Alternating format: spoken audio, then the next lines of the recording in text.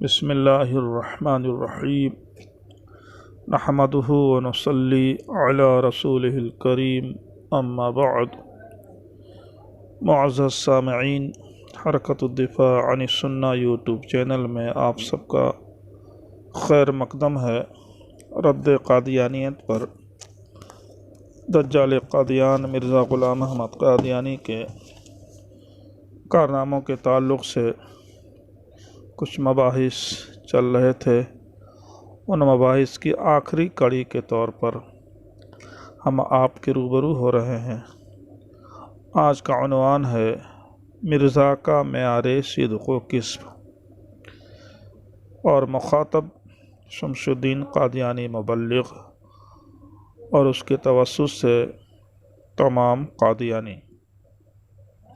شمس الدین قادیانی کو اس بات کا ضرور علم ہوگا کہ اللہ کے مقرب اور برگزیدہ بندے انبیاء و رسول علیہم السلام اخلاقی اعتبار سے بھی امت کے لیے بہترین اسوہ ہوتے ہیں، لیکن اس کے برخلاف مرزا کی پوری زندگی عیش و عشرت، آقائے نعمت انگریز سامراج کی کاسہ لیسی، خفیہ برداری اور چمچہ گیری میں گزری۔ بندہ اس وقت کسی طویل بحث میں آپ کو الجھانے کے موڈ میں نہیں ہے، صرف یہ بتانا چاہتا ہے کہ سابقہ مضامین سے یہ بات ثابت ہو چکی ہے کہ مرزا کذاب، مکار، عیار، باقرار خود دجال، مفتری، ولد الزنا، کتوں اور سوروں سے بھی بدتر ثابت ہو چکا ہے۔ اب صرف اتمام حجت کے لیے مرزا ہی کا پیش کردہ معیار صدق و کذب ملاحظہ فرما لیں اور خود ہی فیصلہ کر لیں کہ وہ اپنے معیار پر صحیح اترتا ہے کہ نہیں۔ معیار نمبر 1، بدخیال لوگوں کو واضح رہے کہ ہمارا صدق یا کذب جاننے کے لیے ہماری پیش گوئیوں سے بڑھ کر کوئی محق امتحان نہیں ہو سکتا۔ حوالہ کے لیے دیکھیے آئین کمالات اسلام، صفحہ نمبر 288۔ معیار نمبر 2، پیش گوئیاں کوئی معمولی بات نہیں، کوئی ایسی بات نہیں جو انسان کے اختیار میں ہو، بلکہ محض اللہ جل شانہ کے اختیار میں ہے۔ اگر کوئی طالب حق ہے تو ان پیش گوئیوں کے وقتوں کا انتظار کرے۔ حوالہ کے لیے دیکھیے شہادت القرآن، صفحہ نمبر 80۔ آگے لکھتا ہے کہ پیش گوئی سے بڑھ کر کوئی محق امتحان نہیں ہو سکتا۔ شمس الدین قادیانی مبلغ صاحب، مرزا کی پیش گوئی کو حق و ناحق، صدق و کذب کا سب سے بڑا پیمانہ آپ کے مرزا نے خود قرار دیا ہے، اور ہم نے گزشتہ صفحات میں اس کی چند جھوٹی پیش گوئیوں کو صفحات کی قید کے ساتھ اعلانیہ پیش کیا ہے۔ اب میں سمجھتا ہوں کہ طالب حق اب مزید ان پیش گوئیوں کے وقتوں کا انتظار نہیں کر سکتا، کیونکہ جس کے لیے وہ پیش گوئیاں کی گئی تھیں الحمدللہ ثم الحمدللہ مکمل طور پر غلط اور جھوٹ ثابت ہو چکی ہیں۔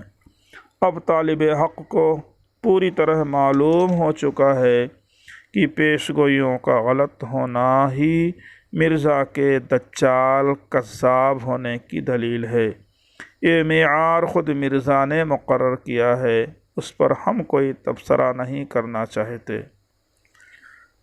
مبلغ قادیانی صاحب، مذکورہ دو معیار صدق و کذب کی روشنی میں مرزا کی زندگی کا مطالعہ کرو اور بتاؤ کیا وہ انسان نبی کی صفات رکھتا تھا؟ ہاں، یہ بات ذہن میں رکھ لو کہ ایک دن مرنا ہے اور ضرور مرنا ہے، اور آخرت کی پہلی منزل پر ہی ساری حقیقت کھل جائے گی، لیکن اس وقت سوائے حسرت اور یاس کے کچھ حاصل نہ ہوگا۔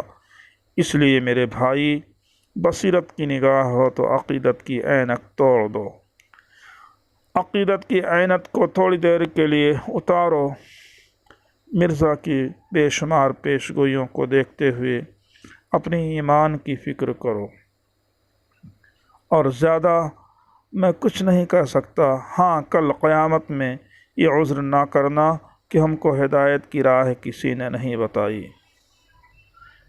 مرزا اپنے بیشتر بیانات میں ایسے شخص کی نسبت جو متضاد باتیں کیا کرتا یا متضاد دعاوی کرتا لکھتا ہے کہ یہ تمام اسلام اور قانون داں دنیا پر روشن ہے کہ مدعی کے دعویٰ میں اضطراب اور تناقض ہو وہ عدالت شرعی اور قانون میں کبھی بھی قابل سماعت و قبولیت نہیں ہو سکتا۔ دیکھیے اخبار پیغام صلح مورخہ 3 اکتوبر 1920۔ دوسری جگہ اس نے لکھا ہے کہ اور ظاہر ہے کہ ایک دل سے دو متضاد باتیں نہیں نکل سکتیں، کیونکہ ایسے طریق سے یا انسان پاگل کہلاتا ہے یا منافق۔ دیکھیے صفحہ ست بچن صفحہ نمبر 31۔ تیسری جگہ اس نے لکھا ہے مگر صاف ظاہر ہے کہ سچی آرا اور عقل مند اور صاحب دل انسان کے کلام میں ہرگز تناقض نہیں ہوتا۔ ہاں اگر کوئی پاگل اور مجنوں ایسا منافق ہو کہ جو خوشامد کے طور پر ہاں میں ہاں ملاتا ہو، اس کا کلام متناقض ہو جاتا ہے۔ حوالہ دیکھیے ست بچن صفحہ نمبر 30۔ نمبر 4، جو پرلے درجہ کا آگے لکھتا ہے جو پرلے درجے کا جاہل ہو وہ اپنے بیانوں میں متناقض بیانوں کو جمع کرے اور اس پر اطلاع نہ رکھے۔ حوالہ کے لیے دیکھیے حاشیہ ست بچن صفحہ نمبر 29۔ شمس الدین قادیانی بلا کسی تمہید و تبصرہ کے میں کہتا ہوں کہ آپ اپنے مرزا کے جملہ دعاوی اور اقوال اور وحیوں اور الہاموں پر ایک طائرانہ نگاہ ڈال کر تجزیہ کر لو۔ یا مرزا کے ذکر کردہ ذرّی اصول کے مطابق وہ متضاد ہیں یا موافق ہیں؟ اگر متضاد ہیں اور یقیناً متضاد ہیں تو میں نہیں مرزا ہی نے فیصلہ کر دیا ہے کہ متضاد بات کرنے والا پاگل یا منافق ہوتا ہے، مجنون یا جاہل ہوتا ہے۔ آپ نے اپنے مکتوب میں بڑے اعتماد کے ساتھ لکھا ہے کہ اللہ تعالیٰ اپنے وعدہ کے مطابق جھوٹے نبیوں کو ختم کر دیتا ہے، اس میں بندے کا کوئی کام نہیں رہتا۔ تو بھائی ہم بھی تسلیم کرتے ہیں کہ جھوٹے نبی کو اللہ تعالیٰ ختم کر دیتا ہے، لیکن ختم کرنے کا مطلب یہ نہیں ہے کہ وہ اپنے بندوں کو استعمال نہ کرے۔ میں نے گزشتہ صفحات میں مسیلمہ کذاب وغیرہ کا تذکرہ کیا تھا، جس میں تاریخی شواہد کی روشنی میں باقاعدہ مسلمانوں وہ بھی مقدس صحابہ کی جنگ کو ثابت کیا تھا، لیکن کبھی ایسا بھی ہوتا ہے کہ اس کی ہلاکت میں براہ راست بندوں کو استعمال نہیں کرتا بلکہ براہ راست اس کی گرفت فرماتا ہے۔ مثلاً اسے عوام کے سامنے ذلیل و رسوا کر دیتا ہے، اس کا جھوٹ آشکار ہو جاتا ہے، اس کی پیش گوئیاں بیہودہ ثابت ہوتی ہیں، وہ جنسی بے راہ روی میں مبتلا ہو جاتا ہے، وہ جسمانی عیوب اور بے شمار بیماریوں میں مبتلا ہو جاتا ہے وغیرہ وغیرہ۔ آمدم برسر مطلب مرزا کی زندگی کے مطالعہ کرنے والے طالب علم اس بات سے بخوبی واقف ہوں گے کہ مرزا کے جملہ الہامات، مکاشفے اور وحیاں محض شیطانی و مالی خولیائی تھیں۔ شمس الدین قادیانی مبلغ ہسٹریا، مراق، مالی خولیہ، دق، نامردی، سلسل بول، حیضہ جیسی مہلک بیماریاں کیا عذاب نہیں ہیں؟ مالی خولیہ و مراق کا معجزاتی کرشمہ آپ کو بھی معلوم ہے کہ اس بیماری میں انسان کے طبعی افکار متغیر و فاسد ہو جاتے ہیں، اور بقول حکیم محمد اعظم خان مریض صاحب علم ہو تو پیغمبر اور معجزات اور کرامات کا دعویٰ کرتا ہے، خدائی کی باتیں کرتا ہے اور لوگوں کو اس کی تبلیغ کرتا ہے۔ دیکھیے اکسیر اعظم جلد نمبر 1 صفحہ نمبر 188۔ مرزا کو ہسٹیریا اور میراق کا عارضہ تھا، جیسا کہ سیرت المہدی میں تفصیل سے ذکر کیا گیا ہے۔ خود مرزائی نے عدالت میں کھلے بندوں اپنے میراقی ہونے کا اقرار کیا ہے۔ حکیم نور الدین خلیفہ اول قادیان نے اپنے بیاض میں صاف لکھا ہے کہ میراق کے اسباب میں سب سے بڑا سبب ورثہ میں ملا ہوا طبعی میلان اور عصبی کمزوری ہے۔ عصبی امراض ہمیشہ ورثہ میں ملتے ہیں اور لمبے عرصہ تک خاندان میں چلتے ہیں۔ دیکھیے سیرت المہدی۔ اس طرح حیضہ کی بیماری کا اعتراف خود مرزا نے اور اس کی بیوی اور مرض الموت میں موجود خادم نے کیا ہے۔ تفصیل کے لیے دیکھیے حیات ناصر مرتبہ شیخ یعقوب علی عرفانی۔ اب آپ انصاف سے بتائیے کہ جس ذات واحد میں درجنوں خبیث امراض ہوں، وہ عذاب الہی یا خدائے جبار و قہار کی گرفت کا شکار ہوا کہ نہیں؟